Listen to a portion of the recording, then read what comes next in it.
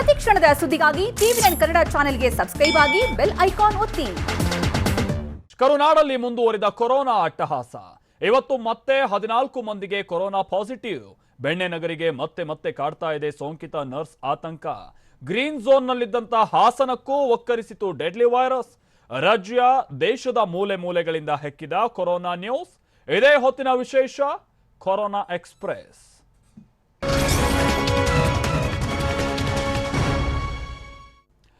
ಕರುನಾಡಲ್ಲಿ ನಿಲ್ತಾ ಇಲ್ಲ deadly virus ಅಟ್ಟಹಾಸ. ಏರ್ತಾನೆ ಇದೆ ಕೊರೋನಾ ಸೋಂಕಿತರ ಸಂಖ್ಯೆ. ಇವತ್ತು 14 ಮಂದಿಗೆ ಒಕ್ಕರಿಸಿದ ಮಹಾಮಾರಿ. 30 ವರ್ಷದೊಳಗಿನವರಿಗೆ ಅಟ್ಯಾಕ್ ಮಾಡ್ತಾ ಇದೆ ಹೆಮ್ಮಾರಿ. ತಬ್ಲೀಗ್ ನಂಟಿನ ಜೊತೆಗೆ ಸಾರಿ ಪ್ರಕರಣ ಕಂಟಕ. ಇದೆಲ್ಲದರ ಬಗ್ಗೆ ನೋಡೋಣ ಕೊರೋನಾ ಕೇಸ್ ಎಕ್ಸ್ಪ್ರೆಸ್ನಲ್ಲಿ.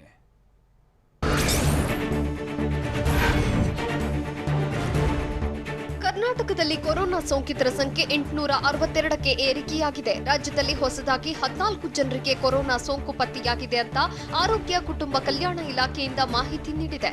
ದಾವಣಗೆರೆ ಜಿಲ್ಲೆಯಲ್ಲಿ 3 ಸೋಂಕು ತಗುಲಿದೆ. ಇನ್ನು ಬೀದರ್ನಲ್ಲಿ 2 ಸೋಂಕು ತಗುಲಿದೆ.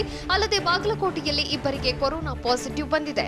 ಇನ್ನುಳಿದಂತೆ ಕಲಬುರಗಿ, ವಿಜಯಪುರ ಹಾಗೂ ಹಾವೇರಿಯಲ್ಲಿ ತಲಾ 1 ಸೋಂಕು ಅಟ್ಯಾಕ್ ಮಾಡಿದೆ.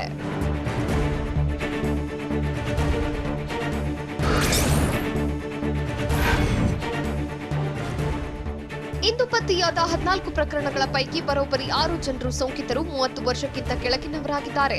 ಪೇಷಂಟ್ 851ನೇ ಸೋಂಕಿತೆ ದಾವಣಗೆರೆಯ 30 ವರ್ಷದ ಮಹಿಳೆಯಾಗಿದ್ದಾರೆ. ಪೇಷಂಟ್ 853ನೇ ಸೋಂಕಿತ ಹಾವೇರಿಯ 26 ವರ್ಷದ ಯುವಕ. ಪೇಷಂಟ್ 854ನೇ ಸೋಂಕಿತ ಬಾಗಲಕೋಟೆಯ 20 ವರ್ಷದ ಯುವಕ. 855ನೇ ಸೋಂಕಿತ ಬಾಗಲಕೋಟೆಯ 28 ವರ್ಷದ ಯುವಕನಾಗಿದ್ದಾನೆ. ಇನ್ನು ವಿಜಯಪುರದ 20 ವರ್ಷದ ಯುವತಿ ಹಾಗೂ ಬೀದರ್ನ 27 ವರ್ಷದ ಯುವಕನಿಗೆ ಸೋಂಕು ತಗುಲಿದೆ.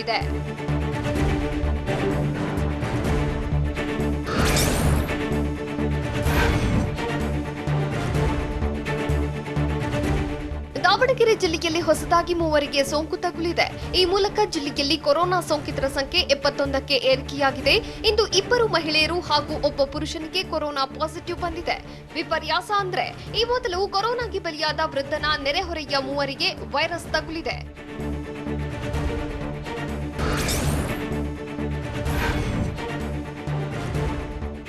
ಬೀದರ್ ಜಿಲ್ಲೆಯಲ್ಲಿ ಮತ್ತೆ 2 ಕೊರೋನಾ ಸೋಂಕು ಅಟ್ಯಾಕ್ ಮಾಡಿದೆ. ಈ ಮೂಲಕ ಜಿಲ್ಲೆಯಲ್ಲಿ ಕೊರೋನಾ ಪೀಡಿತರ ಸಂಖ್ಯೆ 27ಕ್ಕೆ ಏರಿಕೆಯಾಗಿದೆ. 644ನೇ ಸೋಂಕಿತನಿಂದ ಇಂದು 2 ಕೊರೋನಾ ತಗುಲಿದೆ. 644ನೇ ಸೋಂಕಿತರಿಗೆ ಮೃತ ವೃದ್ಧ ಸೋಂಕಿತ 590ರ ಸಂಪರ್ಕದಿಂದ ಬಂದಿದೆ. ತೀವ್ರ ಉಸಿರಾಟದ ತೊಂದರೆಯಿಂದ ವೃದ್ಧ ಮೃತಪಟ್ಟಿದ್ದಾರೆ.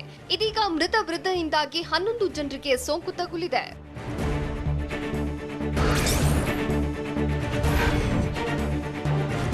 ಬಾಗಲಕೋಟೆ ಜಿಲ್ಲೆಯಲ್ಲಿ ಮತ್ತಿಬ್ಬರಿಗೆ ಕೊರೋನಾ ಸೋಂಕು ಒಕ್ಕರಿಸಿದೆ. ನೆಗೆಟಿವ್ ಬಂದಿದ್ದ ತಬ್ಲೀಗ್ಗೆ ಮತ್ತೆ ಕೊರೋನಾ ಪಾಸಿಟಿವ್ ಬಂದಿದೆ.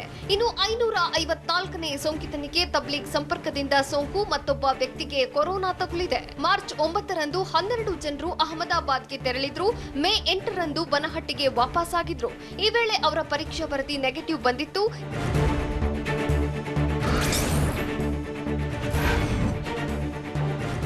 ಬಾಗಲಕೋಟೆ ಜಿಲ್ಲೆಗೆ ಇಂದು ಡಬಲ್ ಶಾಕ್ ಎದುರಾಗಿತ್ತು. ಬಾಗಲಕೋಟೆಯಲ್ಲಿ ಮತ್ತೆ ತಬ್ಲೀಗ್ ನಂಜು ಸ್ಫೋಟಗೊಂಡಿತ್ತು. ಅಹಮದಾಬಾದ್ನಿಂದ ಬಂದಿದ್ದ ವ್ಯಕ್ತಿಗೆ ಕೊರೋನಾ ಸೋಂಕು ದೃಢವಾಗಿದೆ. ಮತ್ತೊಂದೆಡೆ ಡಾಣಕ ಶಿರೂರಿನ ಗರ್ಭಿಣಿಯಿಂದ ಮತ್ತೊಬ್ಬರಿಗೆ ಕೊರೋನಾ ಸೋಂಕು ತಗುಲಿದೆ.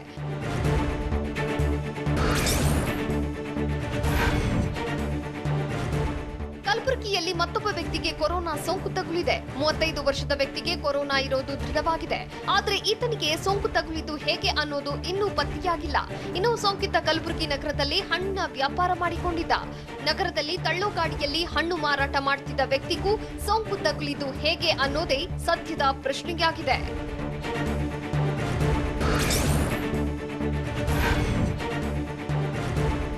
ವಿಜಯಪುರ ಜಿಲ್ಲೆಯಲ್ಲಿ ಮತ್ತೊಬ್ಬರಿಗೆ ಕೊರೋನಾ ಸೋಂಕು ತಗುಲಿದೆ.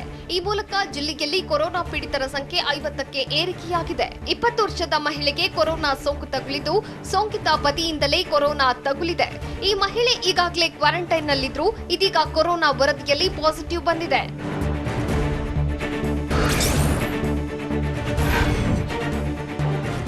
ಹಾವೇರಿ ಜಿಲ್ಲೆಯಲ್ಲಿ ಹಣ್ಣಿನ ವ್ಯಾಪಾರಿಗೆ ಕೊರೋನಾ ಸೋಂಕು ತಗುಲಿದೆ. ಮುಂಬೈಗೆ ಪ್ರಯಾಣ ಬೆಳೆಸಿರೋ ಹಿನ್ನೆಲೆಯಲ್ಲಿ 26 ವರ್ಷದ ವ್ಯಾಪಾರಿಗೆ ಸೋಂಕು ತಗುಲಿದೆ. ಈ ಮೂಲಕ ಜಿಲ್ಲೆಯಲ್ಲಿ ಸೋಂಕಿತರ ಸಂಖ್ಯೆ 3ಕ್ಕೆ ಏರಿಕೆಯಾಗಿದೆ. ಹಣ್ಣಿನ ವ್ಯಾಪಾರಿಗೆ ಕೊರೋನಾ ಸೋಂಕು ದೃಢ ಹಿನ್ನೆಲೆಯಲ್ಲಿ ವ್ಯಾಪಾರಿ ವಾಸಿಸುತ್ತಿದ್ದ ಹಾವೇರಿ ಜಿಲ್ಲೆ ಶಿಗ್ಗಾಂವಿ ತಾಲೂಕಿನ ಅಂದಲಗಿ ಗ್ರಾಮವನ್ನ ಜಿಲ್ಲಾಡಳಿತ ಸೀಲ್ ಡೌನ್ ಮಾಡಿದೆ.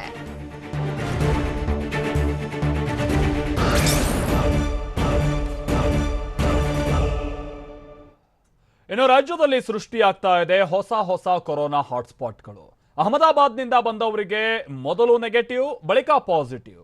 ವಿಜಯಪುರದಲ್ಲಿ ಪತಿಯಿಂದಲೇ ಗರ್ಭಿಣಿ ಪತ್ನಿಗೂ ಬಂತು ವೈರಸ್. ರಾಜ್ಯದಲ್ಲಿ ಇನ್ಮುಂದೆ ಸತ್ತವರಿಗೂ ನಡೆಯುತ್ತಾ ಕೊರೋನಾ ಪರೀಕ್ಷೆ. ರಾಜ್ಯದ ಹಾಟ್ಸ್ಪಾಟ್ ಜಿಲ್ಲೆಗಳ ಕಂಪ್ಲೀಟ್ ಸ್ಟೋರಿ ಬನ್ನಿ ನೋಡ್ಕೊಂಬರೋಣ. ಬಾಗಲಕೋಟೆಯಲ್ಲಿ ವಿಚಿತ್ರ ಕೊರೋನಾ ಕೇಸ್ ಅಚ್ಚರಿ ಹಾಗೂ ಆತಂಕ ಹುಟ್ಟಿಸಿದೆ. ಮಾರ್ಚ್ 9ರಂದು 12 ಜನರು ಅಹಮದಾಬಾದ್ಗೆ ತೆರಳಿದ್ರು.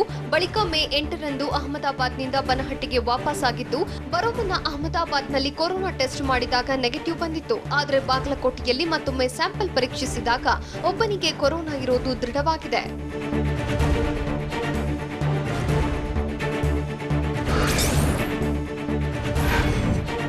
ಇನ್ನು ವಿಜಯಪುರದಲ್ಲಿ ಪತಿಯಿಂದಲೇ ಗರ್ಭಿಣಿ ಪತ್ನಿಗೆ ಕೊರೋನಾ ಸೋಂಕು ತಗುಲಿದೆ. 20 ವರ್ಷದ ಮಹಿಳೆಗೆ ಕೊರೋನಾ ತಗುಲಿದ್ದು, ಪೇಷಂಟ್ 511 ಮಹಿಳೆಯ ಪತಿಯಿಂದಲೇ ವೈರಸ್ ಹರಡಿದೆ. ಪತಿಗೆ ಏಪ್ರಿಲ್ 27ರಂದು ಕೊರೋನಾ ಕಾಣಿಸಿಕೊಂಡಿದ್ದ ಹಿನ್ನೆಲೆಯಲ್ಲಿ ಪತ್ನಿಯನ್ನು ಕ್ವಾರಂಟೈನ್ ಮಾಡಲಾಗಿತ್ತು. ಇದೀಗ 4.5 ತಿಂಗಳ ಗರ್ಭಿಣಿಗೆ ಕೊರೋನಾ ಇರೋದು ದೃಢವಾಗಿದೆ.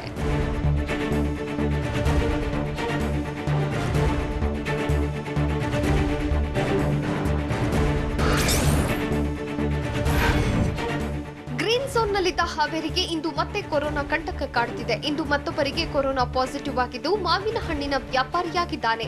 ವ್ಯಾಪಾರ ಹಿನ್ನೆಲೆಯಲ್ಲಿ ಏಪ್ರಿಲ್ 23ರಿಂದ 3 ಬಾರಿ ಮುಂಬೈಗೆ ಪ್ರಯಾಣ ಬೆಳೆಸಿದ್ದ. ಇಂದು ಆತನಿಗೆ ಕೊರೋನಾ ಇರೋದು ದೃಢವಾಗಿದ್ದು, ಈ ನಡುವೆ ಯಾರ್ಯಾರನ್ನೆಲ್ಲ ಸಂಪರ್ಕ ಮಾಡಿದ್ದಾನೋ ಅನ್ನೋ ಆತಂಕ ಶುರುವಾಗಿದೆ. ಒಂದೇ ಕೇಸ್ ಪತ್ತೆಯಾದ್ರೂ ಜಿಲ್ಲೆಯಾದ್ಯಂತ ಭೀತಿ ಹೆಚ್ಚಾಗಿದೆ.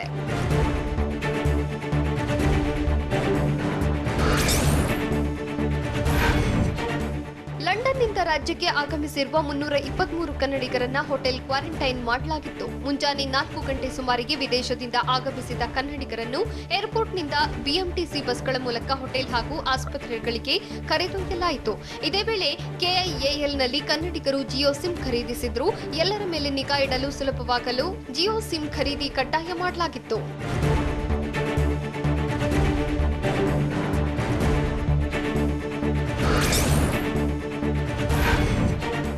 ವಿದೇಶ ಹೊರ ರಾಜ್ಯದಿಂದ ಕನ್ನಡಿಗರು ಬರ್ತಾ ಇರುವ ಹಿನ್ನೆಲೆಯಲ್ಲಿ ಬೆಂಗಳೂರು ನಗರದ 5 ಸ್ಟಾರ್ 3 ಸ್ಟಾರ್ ಹೋಟೆಲ್, ಬಜೆಟ್ ಹೋಟೆಲ್ಗಳನ್ನು ಬುಕ್ ಮಾಡಲು ಪಾಲಿಕೆ ನಿರ್ಧಾರ ಮಾಡಿದೆ. ಇದರ ಜೊತೆಗೆ ನಗರದ ಕಲ್ಯಾಣ ಮಂಟಪಗಳು, ಹಾಸ್ಟೆಲ್ಗಳು, ಸಮುದಾಯ ಭವನಗಳು, ಕಾಲೇಜುಗಳನ್ನು ವಶಕ್ಕೆ ಪಡೆಯಲು ನಿರ್ಧರಿಸಿದೆ. ವಶಕ್ಕೆ ಪಡೆದು ಕ್ವಾರಂಟೈನ್ ಮಾಡಲು ಬಿಬಿಎಂಪಿ ಕಚೇರಿಯಲ್ಲಿ ನಡೆದ ಸಭೆಯಲ್ಲಿ ನಿರ್ಧಾರ ಮಾಡಲಾಗಿದೆ.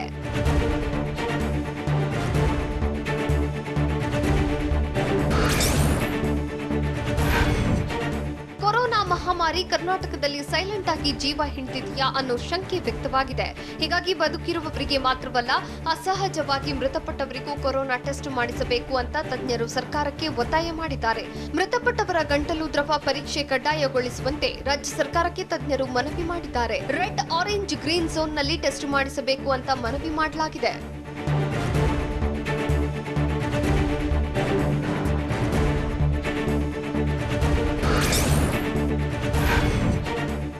ಶಿವಮೊಗ್ಗ ಜಿಲ್ಲೆಯಲ್ಲಿ 8 ಜನರಿಗೆ ಕೊರೋನಾ ದೃಢ ಹಿನ್ನೆಲೆಯಲ್ಲಿ ಪೊಲೀಸರನ್ನು ಕ್ವಾರಂಟೈನ್ ಮಾಡಲಾಗಿದೆ.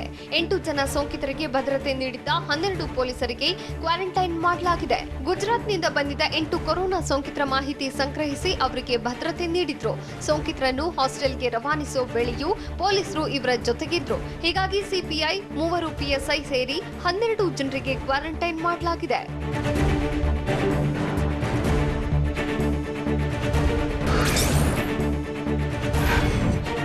ಬೆಂಗಳೂರಿನ ಕೊರೋನಾ ಹಾಟ್ಸ್ಪಾಟ್ ಆಗಿರುವ ಮಂಗಮ್ಮನಪಾಳ್ಯ ಸಂಪೂರ್ಣ ಸ್ತಬ್ಧವಾಗಿದೆ. ಏರಿಯಾದಲ್ಲಿ ಜನರ ಓಡಾಟಕ್ಕೆ ಯಾವುದೇ ಅವಕಾಶ ಇಲ್ಲದ ಹಿನ್ನೆಲೆಯಲ್ಲಿ ಬಿಕೋ ಎನ್ನುತ್ತಿದೆ.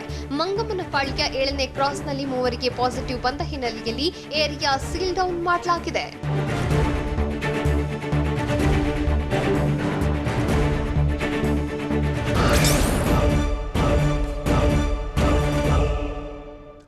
ಇನ್ನು ಬೆಂಗಳೂರಿನಲ್ಲಿ ಮತ್ತೆ 2 ಕೊರೋನಾ ಪ್ರಕರಣ ಪತ್ತೆ. ಮದೀನಾ ನಗರದಲ್ಲಿ ರ್ಯಾಂಡಮ್ ಟೆಸ್ಟ್ಗೆ ಆರೋಗ್ಯ ಇಲಾಖೆ ಸಿದ್ಧತೆ. ಬಾಣಂತಿ ಕೊರೋನಾ ವರದಿಯಲ್ಲಿ ಅಧಿಕಾರಿಗಳ ಎಡವಟ್ಟು. ಆಸ್ಪತ್ರೆ ಉದ್ಘಾಟನಕ್ಕೆ 47 ವರ್ಷದ ಮಹಿಳೆ ಬಲಿ. ಕೊರೋನಾ ಹೋಗಲಾಡಿಸೋದಕ್ಕೆ ಏಸುವಿನ ಮೊರೆ ಹೋದ ಪೊಲೀಸ್ ಆಯುಕ್ತ ಭಾಸ್ಕರ್ ರಾವ್. ಇವೆಲ್ಲ ಸ್ಟೋರಿಯ ಕ್ವಿಕ್ ರೌಂಡ್ ಅಪ್, ಬನ್ನಿ ನೋಡ್ಕೊಂಬೋಣ. ಮದೀನಾ ನಗರದಲ್ಲಿ ಕೊರೋನಾ ಸೋಂಕು ಪತ್ತೆ ಹಿನ್ನೆಲೆಯಲ್ಲಿ ಶೀಘ್ರದಲ್ಲಿ ನಿವಾಸಿಗಳ ರ್ಯಾಂಡಮ್ ತಪಾಸಣೆ ನಡೆಸುವ ಸಾಧ್ಯತೆ ಇದೆ. ಈ ಹಿನ್ನೆಲೆಯಲ್ಲಿ ಏರಿಯಾದಲ್ಲಿ ಬೀಡುಬಿಟ್ಟಿರುವ ಆರೋಗ್ಯ ಇಲಾಖೆ ಸಿಬ್ಬಂದಿ ಮಾಹಿತಿ ಕಲೆ ಹಾಕ್ತಿದ್ದಾರೆ. ಈಗಾಗಲೇ ಮದೀನಾ ನಗರ ಕಾಲೋನಿಯನ್ನ ಬಿಬಿಎಂಪಿ ಸಂಪೂರ್ಣವಾಗಿ ಸೀಲ್ ಡೌನ್ ಮಾಡಿದೆ. ಮತ್ತೆ ಸೋಂಕು ಪತ್ತೆಯಾದರೆ ರ್ಯಾಂಡಮ್ ಟೆಸ್ಟ್ಗೆ ಸಿದ್ಧತೆ ಮಾಡಿಕೊಳ್ಳಲಾಗಿದೆ.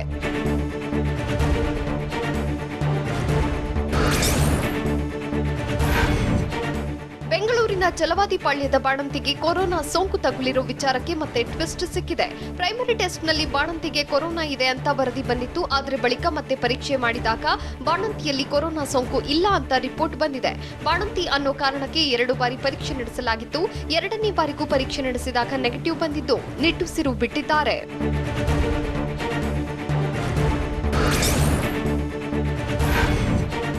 ಇನ್ನು ಛಲವಾದಿ ಪಾಳ್ಯದ ಬಾಣಂತಿಗೆ ಕೊರೋನಾ ಪಾಸಿಟಿವ್ ಇದೆ ಅಂತ ತಿಳಿದ ಪಾಲಿಕೆ ಅಧಿಕಾರಿಗಳು ಮಹಿಳೆ ವಾಸಿಸುತ್ತಿದ್ದ ಏರಿಯಾ ಸೀಲ್ ಡೌನ್ಗೆ ಅಧಿಕಾರಿಗಳು ಮುಂದಾಗಿದ್ರು.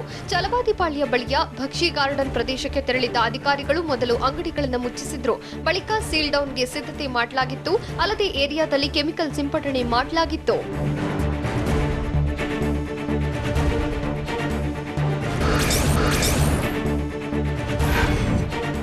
ಕೇಂದ್ರ ಸರ್ಕಾರದಿಂದ ಪ್ಯಾಸೆಂಜರ್ ರೈಲು ಓಡಾಟಕ್ಕೆ ಅನುಮತಿ ನೀಡಿದ ಹಿನ್ನೆಲೆಯಲ್ಲಿ ಸ್ಥಳಕ್ಕೆ ರೈಲ್ವೆ ಐಜಿಪಿ ಡಿ ರೂಪಾ ತೆರಳಿ ಪರಿಶೀಲನೆ ಮಾಡಿದ್ರು. ಬೆಂಗಳೂರಿನ ಸಂಗೊಳ್ಳಿ ರಾಯಣ್ಣ ರೈಲು ನಿಲ್ದಾಣದಲ್ಲಿ ಸಿದ್ಧತೆ ಕುರಿತು ಐಜಿಪಿ ಡಿ ರೂಪಾ ಪರಿಶೀಲನೆ ನಡೆಸಿದ್ರು. ಒಂದು ರೈಲಿನಲ್ಲಿ 1200 ಪ್ರಯಾಣಿಕರು ಪ್ರಯಾಣಿಸಲಿದ್ದಾರೆ.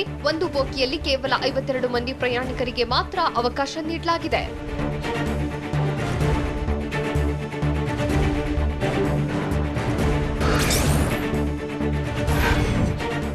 ಕೋವಿಡ್ ಸಮಸ್ಯೆ ಶುರುವಾದಾಗಿನಿಂದ ಚರ್ಚೆ ಮಾಡಿದ ವಿಷಯವನ್ನೇ ಚರ್ಚೆ ಮಾಡಲಾಗ್ತಿದೆ ಹೊರತು 2 ತಿಂಗಳ ಲಾಕ್ಡೌನ್ ಬಳಿಕವೂ ಸಾಧನೆ ಶೂನ್ಯ ಅಂತ ಮಾಜಿ ಸಚಿವ ಯುಟಿ ಖಾದರ್ ಹೇಳಿದ್ದಾರೆ. ಸರ್ಕಾರದ ವಿರುದ್ಧ ವಾಗ್ದಾಳಿ ನಡೆಸಿದ ಖಾದರ್, ಐಸಿಎಂಆರ್ ರಾಜ್ಯ ಸರ್ಕಾರಕ್ಕೆ ಕೋವಿಡ್ ಸಂಬಂಧ ಮಾಹಿತಿ ಕೊಡ್ತಿಲ್ಲ. ಐಸಿಎಂಆರ್ ಎಲ್ಲವನ್ನೂ ಗೌಪ್ಯವಾಗಿಟ್ಟಿದೆ. ಹೀಗಾಗಿ ಸ್ಪಷ್ಟ ನೀತಿ ರೂಪಿಸಲು ಸರ್ಕಾರಕ್ಕೆ ಆಗುತ್ತಿಲ್ಲ ಅಂದ್ರು.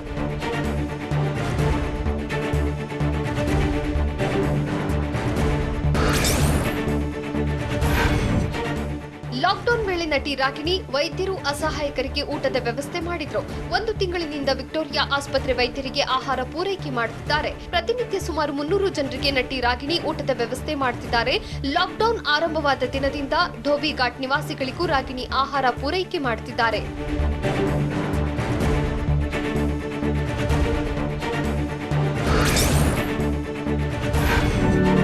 ಕೊರೋನಾ ಅಟ್ಟಹಾಸಕ್ಕೆ ಬ್ರೇಕ್ ಬೀಳಲಿ, ಶಾಂತಿ ನೆಲೆಸಲಿ ಅಂತ ಬೆಂಗಳೂರು ಪೊಲೀಸ್ ಆಯುಕ್ತ ಭಾಸ್ಕರ್ ರಾವ್ ಚರ್ಚ್ಗೆ ತೆರಳಿ ಪ್ರಾರ್ಥನೆ ಸಲ್ಲಿಸಿದ್ರು. ಕಳೆದ ವಾರ ಬೆಂಗಳೂರಿನ ಚರ್ಚ್ ಒಂದಕ್ಕೆ ತೆರಳಿದ ಭಾಸ್ಕರ್ ರಾವ್ ಕೊರೋನಾ ಅಟ್ಟಹಾಸ ಕಡಿಮೆಯಾಗಲಿ, ಜಗತ್ತಿನಲ್ಲಿ ಶಾಂತಿ ನೆಲೆಸಲಿ ಅಂತ ಪ್ರಾರ್ಥನೆ ಸಲ್ಲಿಸಿದ್ರು. ಭಾಸ್ಕರ್ ರಾವ್ ಪ್ರಾರ್ಥನೆ ಸಲ್ಲಿಸಿರೋ ವಿಡಿಯೋ ವೈರಲ್ ಆಗಿದೆ.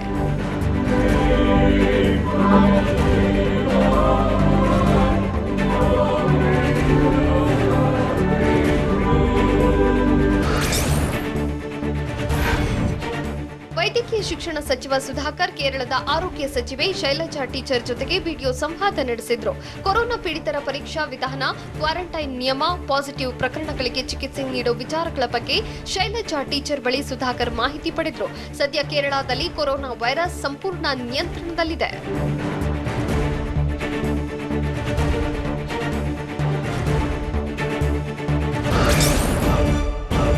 ಪ್ರಧಾನಿ ಜೊತೆ ಸಿಎಂ ಯಡಿಯೂರಪ್ಪ ವಿಡಿಯೋ ಕಾನ್ಫರೆನ್ಸ್. ಉಡುಪಿಗೆ ತಮಿಳುನಾಡು ಕಾರ್ಮಿಕನಿಂದ ಆತಂಕ. ಶಿವಮೊಗ್ಗದ 12 ಪೊಲೀಸರಿಗೂ ಕ್ವಾರಂಟೈನ್. ವಿಜಯಪುರದಲ್ಲಿ 13 ತಬ್ಲೀಗ್ಗಳಿಗೆ ಕ್ವಾರಂಟೈನ್.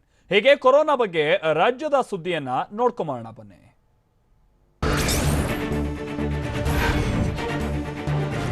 ಕೃಷ್ಣನೂರು, ಉಡುಪಿಯಲ್ಲೂ ಕೊರೋನಾ ರಣಕೇಕೆ ಹಾಕ್ತಿದೆ. ಸೋಂಕಿತರ ಸಂಖ್ಯೆ ದಿನೇ ದಿನೇ ಹೆಚ್ಚುತ್ತಿದ್ರೆ ಮತ್ತೊಂದೆಡೆ ತಮಿಳುನಾಡಿನ ಕಾರ್ಮಿಕನೇ ಕೊರೋನಾ ಹರಡಿದ್ದು ಜಿಲ್ಲೆಯಲ್ಲಿ ಆತಂಕ ಹೆಚ್ಚಿಸಿದೆ. ತಮಿಳುನಾಡಿನ ಕಾರ್ಮಿಕ ಕಾರ್ಕಳಕ್ಕೆ ಸಿಮೆಂಟ್ ಸಾಗಿಸಿದ್ದ. ಆತನ ಜೊತೆ 3 ಸಂಪರ್ಕದಲ್ಲಿದ್ರು. ಇನ್ನು ಸ್ಥಳದಲ್ಲಿ ಓರ್ವ ಕಾರ್ಮಿಕನಿಗೂ ಸೋಂಕು ಇರೋದ್ರಿಂದ 4ವರಿಗೂ ಜಿಲ್ಲಾಡಳಿತ ಕ್ವಾರಂಟೈನ್ ಮಾಡಿದೆ.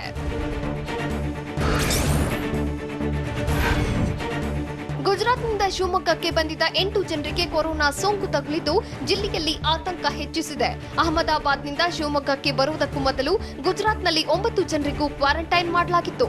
ಕ್ವಾರಂಟೈನ್ ಮುಗಿಸಿ ಬಂದಿದ್ದ ತಬ್ಲೀಗ್ಗಳಲ್ಲಿ ಕೊರೋನಾ ರೋಗ ಲಕ್ಷಣಗಳು ಇಲ್ಲದಿದ್ರೂ ಶಿವಮೊಗ್ಗಕ್ಕೆ ಬಂದ ವೇಳೆ ಕೊರೋನಾ ಪತ್ತೆಯಾಗಿರುವುದು ಆತಂಕಕ್ಕೆ ಕಾರಣವಾಗಿದೆ.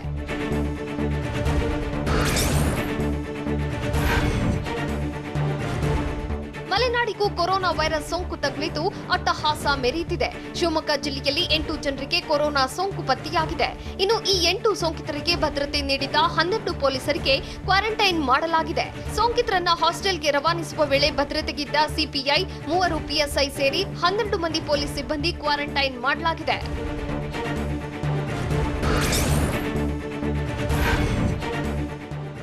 ವಿಜಯಪುರ ಜಿಲ್ಲೆಗೆ ಮತ್ತೆ ತಬ್ಲೀಗ್ ಕೊರೋನಾ ನಂಟು ಕಾಡುತ್ತಿದೆ. ದೆಹಲಿಗೆ ಹೋಗಿ ಮುಂಬೈ ಮಾರ್ಗವಾಗಿ ಬಂದಿದ್ದ 13 ಮಂದಿ ತಬ್ಲೀಗ್ಗಳಿಗೆ ಜಿಲ್ಲಾಡಳಿತ ಕ್ವಾರಂಟೈನ್ ಮಾಡಿದೆ.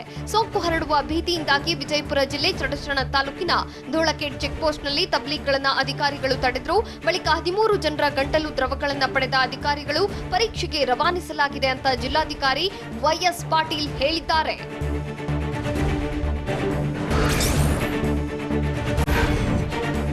ಕೊರೋನಾ ಲಾಕ್ಡೌನ್ನಿಂದ ಕೂಲಿ ಕಾರ್ಮಿಕರು ಅನ್ನ ಆಹಾರಕ್ಕೂ ಪರದಾಡುತ್ತಿದ್ದಾರೆ. ಹೀಗಾಗಿ ಹಾವೇರಿ ಜಿಲ್ಲೆ ಹಿರೇಕೆರೂರು ಪಟ್ಟಣದಲ್ಲಿ ತಹಶೀಲ್ದಾರ್ ಕಚೇರಿ ಮುಂಭಾಗ ಕೃಷಿ ಸಚಿವ ಬಿಸಿ ಪಾಟೀಲ್ ಆಹಾರದ ಕಿಟ್ ವಿತರಣೆ ಮಾಡಿದ್ರು.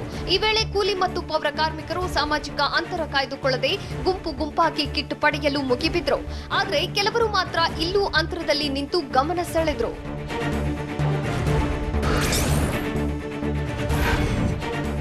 ತಮಿಳುನಾಡಿನಿಂದ ಅನುಮತಿ ಪಡೆದು ಹಲವರು ರಾಜ್ಯಕ್ಕೆ ಬರ್ತಿದ್ದಾರೆ. ಹೀಗಾಗಿ ಅನುಮತಿ ಇದ್ರೂ ಕ್ವಾರಂಟೈನ್ಗೆ ಒಪ್ಪಿಗೆ ನೀಡಿದ್ರೆ ಮಾತ್ರ ಪ್ರವೇಶ ನೀಡಲಾಗುತ್ತೆ ಅಂತ ಬೆಂಗಳೂರು ನಗರ ಜಿಲ್ಲಾಧಿಕಾರಿ ಶಿವಮೂರ್ತಿ ಹೇಳಿದ್ದಾರೆ. ಗಡಿ ಭಾಗವಲ್ಲದೆ ಹಳ್ಳಿಗಳಲ್ಲಿ ನುಗ್ಗಿ ಒಳಗೆ ಬರ್ತಿದ್ದಾರೆ. ಈ ಬಗ್ಗೆ ನನಗೂ ಮಾಹಿತಿ ಬಂದಿದೆ. ಹೀಗಾಗಿ ಯಾರು ಒಳನುಸುಳುವ ಪ್ರಶ್ನೆಯೇ ಇಲ್ಲ ಅಂತ ಡಿಸಿ ಹೇಳಿದ್ದಾರೆ.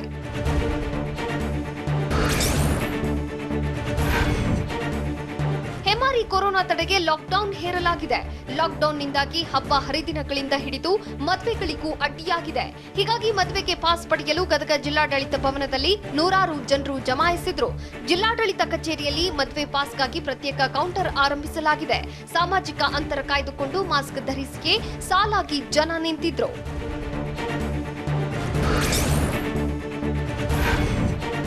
ಲಾಕ್ಡೌನ್ನಿಂದಾಗಿ ಅಂತಾರಾಜ್ಯ ಸಾರಿಗೆ ವ್ಯವಸ್ಥೆ ಇಲ್ಲದೆ ವಲಸೆ ಕಾರ್ಮಿಕರು ಕಂಗಾಲಾಗಿದ್ದಾರೆ.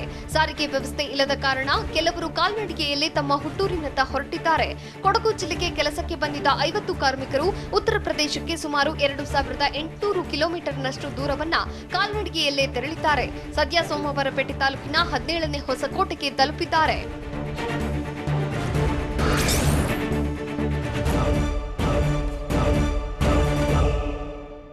ಇನ್ನು ಪ್ರಧಾನಿ ಜೊತೆಗಿನ ಸಭೆಯಲ್ಲಿ ಹಲವು ರಾಜ್ಯಗಳ ಮುಖ್ಯಮಂತ್ರಿಗಳಿಂದ ಪ್ಯಾಕೇಜ್ಗಾಗಿ ಬೇಡಿಕೆ. ವಲಸೆ ಕಾರ್ಮಿಕರ ಸಂಕಷ್ಟ ಅರ್ಥಕೊಳ್ಳಿ ಅಂತ ಮೋದಿ ಕಿವಿಮಾತು. ಆರೋಗ್ಯ ಸೇತು ಬಗ್ಗೆ ಅಮಿತ್ ಶಾ ಹೇಳಿದ್ದೇನು? ಮೇ 17ರ ಬಳಿಕ ವಿಮಾನ ಹಾರಾಟ ಶುರುವಾಗುತ್ತಾ? ಇದೆಲ್ಲ ನೋಡೋಣ ನ್ಯಾಷನಲ್ ಕೊರೋನಾ ಎಕ್ಸ್ಪ್ರೆಸ್ ನಲ್ಲಿ.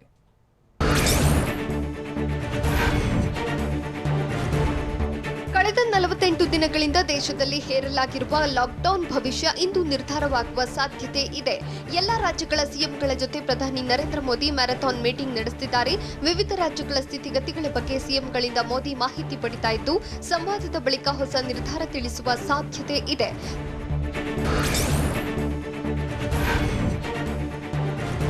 ಎಲ್ಲಾ ರಾಜ್ಯಗಳ ಸಿಎಂ ಜೊತೆಗಿನ ವಿಡಿಯೋ ಕಾನ್ಫರೆನ್ಸ್ನಲ್ಲಿ ಮಾತನಾಡಿದ ಪ್ರಧಾನಿ ಮೋದಿ ವಲಸೆ ಕಾರ್ಮಿಕರ ಬಗ್ಗೆಯೂ ಚರ್ಚೆ ನಡೆಸಿದ್ದಾರೆ.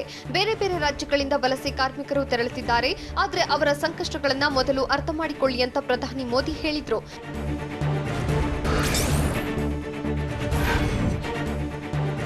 ಎಲ್ಲಾ ರಾಜ್ಯಗಳ ಸಿಎಂ ಜೊತೆಗಿನ ಪ್ರಧಾನಿ ಮೋದಿ ವಿಡಿಯೋ ಕಾನ್ಫರೆನ್ಸ್ಗೂ ಮುನ್ನ ಗೃಹ ಸಚಿವ ಅಮಿತ್ ಶಾ ಮಾತುಕತೆ ನಡೆಸಿದ್ರು. ವಿವಿಧ ರಾಜ್ಯಗಳ ಸಿಎಂಗಳಿಗೆ ಕೊರೋನಾ ವೈರಸ್ ಪತ್ತೆ ಹಚ್ಚಲು ಇರುವ ಆರೋಗ್ಯ ಸೇತು ಆಪ್ ಬಳಕೆ ಬಗ್ಗೆ ಅಮಿತ್ ಶಾ ಸಮಾಲೋಚನೆ ನಡೆಸಿದ್ರು. ಕೊರೋನಾ ವೈರಸ್ ಸೋಂಕಿತರು ಸಮೀಪದಲ್ಲಿ ಇದ್ರೆ ಪತ್ತೆ ಹಚ್ಚಲು ಆರೋಗ್ಯ ಸೇತು ಸಹಕಾರಿಯಾಗಲಿದೆ.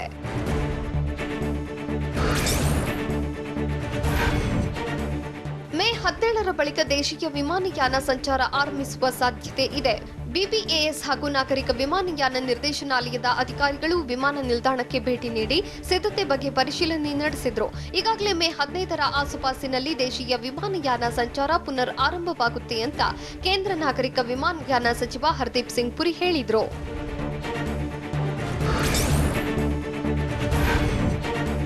ನಾಳೆಯಿಂದ ಸೀಮಿತ ನಗರಗಳಿಗೆ ರೈಲು ಸಂಚಾರವಾಗಲಿದೆ. ರೈಲು ಸಂಚಾರ ಆರಂಭಿಸಿದ್ರೂ ಕೂಡ ರೈಲಿನ ಎಲ್ಲಾ ಸೀಟುಗಳನ್ನ ಭರ್ತಿ ಮಾಡುವುದಿಲ್ಲ. ಹೀಗಾಗಿ ಎಲ್ಲಾ ಸೀಟುಗಳ ಬುಕಿಂಗ್ಗೆ ಲಭ್ಯವಿರುವುದಿಲ್ಲ ಅಂತ ರೈಲ್ವೆ ಖಾತೆ ರಾಜ್ಯ ಸಚಿವ ಸುರೇಶ್ ಅಂಗಡಿ ಹೇಳಿದ್ದಾರೆ. ಲಾಕ್ಡೌನ್ ಹೇರಿದಾಗಿನಿಂದ ದೇಶದಲ್ಲಿ ಸಾರಿಗೆ ಸಂಚಾರ ಬಂದ್ ಆಗಿತ್ತು. ದೇಶದಲ್ಲಿ ಸಾರಿಗೆ ಸಂಚಾರ ಪುನರ್ ಆರಂಭಕ್ಕೆ ಕೇಂದ್ರದ ಒಲವು ತೋರಿದೆ. ಲಾಕ್ಡೌನ್ ಸಡಿಲಿಕೆ ಬೆನ್ನಲ್ಲೇ ಆದಷ್ಟು ಬೇಗನೆ ಬಸ್ ಸಂಚಾರ ಆರಂಭಿಸಲಾಗುವುದು ಅಂತ ಕೇಂದ್ರ ಸಾರಿಗೆ ಸಚಿವ ನಿತಿನ್ ಗಡ್ಕರಿ ಹೇಳಿದ್ದಾರೆ.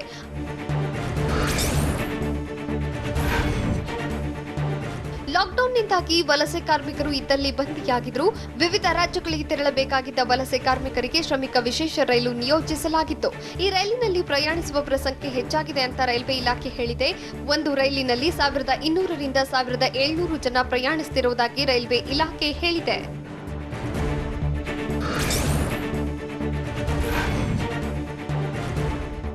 ಮಹಾರಾಷ್ಟ್ರದಲ್ಲಿ ಕೊರೋನಾ ವೈರಸ್ ಇನ್ನಿಲ್ಲದೆ ತಾಂಡವವಾಡುತ್ತಿದೆ. ಮರಾಠರ ನಾಡಲ್ಲಿ ಹೆಚ್ಚು ಆತಂಕ ಮೂಡಿಸಿರುವುದೇ ಜನರ ರಕ್ಷಣೆಗೆ ನಿಂತ ಪೊಲೀಸರಿಗೂ ಕೊರೋನಾ ಸೋಂಕು ಹಬ್ಬಿರುವುದು.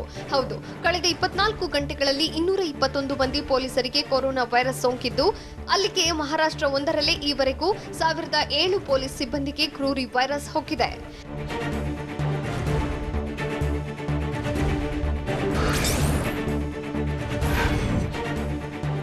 ಭಾರತದಲ್ಲಿ ಕೊರೋನಾ ಮರಣ ಮೃದಂಗ ಭಾರಿಸುತ್ತಿದೆ.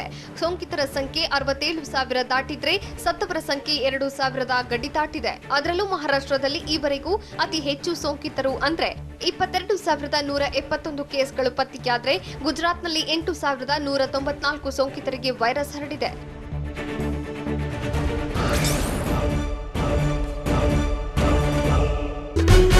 ನಮ್ಮೂರು ಪ್ರತಿದಿನ ರಾತ್ರಿ 8 ಗಂಟೆಗೆ TV9 ನಲ್ಲಿ ಮಾತ್ರ.